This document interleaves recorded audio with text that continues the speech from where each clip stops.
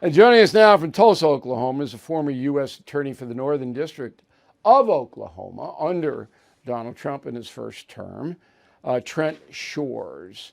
Why do you think Erik Siebert in Virginia was fired?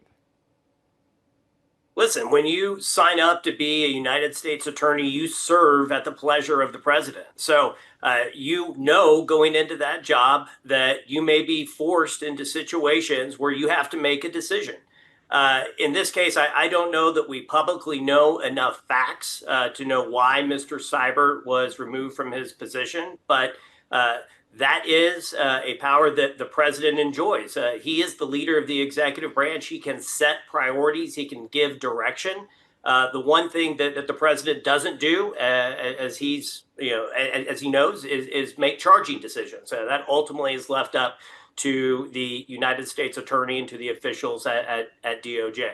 In this Okay, case, but you have to assume that Cybert was reporting to Pam Bondi, the Attorney General, and Pam Bondi was reporting to Trump, and Trump did not like the way this investigation was being handled. I mean, that's 100%, right?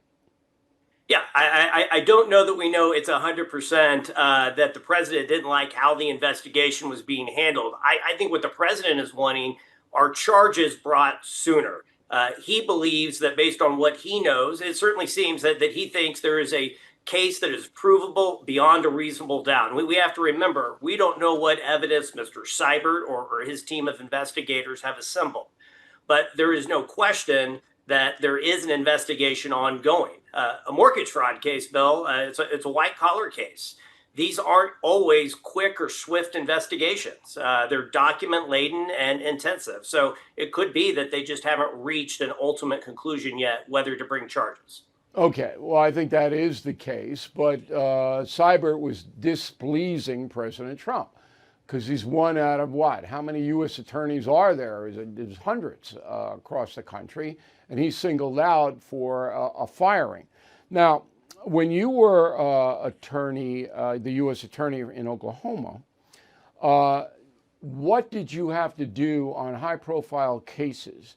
Did you have to call Bill Barr, the Attorney General? Did you have to keep him up to speed? How does that work? Sure. That's a great question because a lot of folks don't know. You are empowered as a presidentially appointed and Senate confirmed United States attorney to make those tough calls. But again, you don't do so in isolation. We look to the Justice Manual, which is our sort of insider handbook that provides us guidelines and policies. And when you have a high profile case like that, you are going to coordinate, of course, with the Office of the Attorney General. In my case, that was Bill Barr and that was Jeff Sessions. You're also going to work closely with the Deputy Attorney General to ensure that what you're doing is in accordance with department policy. Yeah, and they want to know too. So when Trump asks them, or Biden or whatever president, they can say, this is where it is, this is how they're going, and this is the odds of an indictment, on and on and on. Cold and flu season coming on up. We all know it. And it really is nothing to take lightly. So when people start getting sick all across the country, medications disappear. Everybody wants it at the same time. So it's very, very smart to have a pharmacy you can count on, like All Family Pharmacy. Right now, they're helping Americans get ahead of the curve with 10% off antibiotics, antivirals, other essentials. You know how important it is to have the right meds when you get sick, particularly when your kids get sick. You don't want to be going into the doctor's office, spending all the time. You want to have them at your home. So if you have a few months supply, you don't have to worry. And that's what we're doing here. If you believe in medical freedom, okay, and taking care of your family, as I do, this is the pharmacy for you. Please go to allfamilypharmacy.com/Bill. Use code BILL10 to save 10%. But I would assume that there are some U.S. attorneys that get cases they don't like, and they Sure. kind of slow walk it, right? I don't know that there are U.S. attorneys, in my experience, Bill, that'll slow walk a case if they have been presented with their job by that particular president. I don't think any prosecutor becomes a prosecutor because they don't want to prosecute cases. But what I about the think, politics of it? I mean, not, I wouldn't say in Oklahoma that would be a major factor where you are, but certainly in Washington, D.C., my God, there's politics and everything there. So if sure. this guy Cybert, if his whole world is, anti-Trump, which is absolutely possible, and he doesn't want to really bring charges against Comey, and who he probably knows, right? Comey, you have to know him, and James, then he's gonna kind of like, well, you know how it goes. You can pedal to the metal, or you can just give it to your 15th guy, right? Listen, there's no doubt that it's a political appointment, but I think you see that U.S. attorneys that do the job well follow where the evidence leads, and that's not always politically convenient.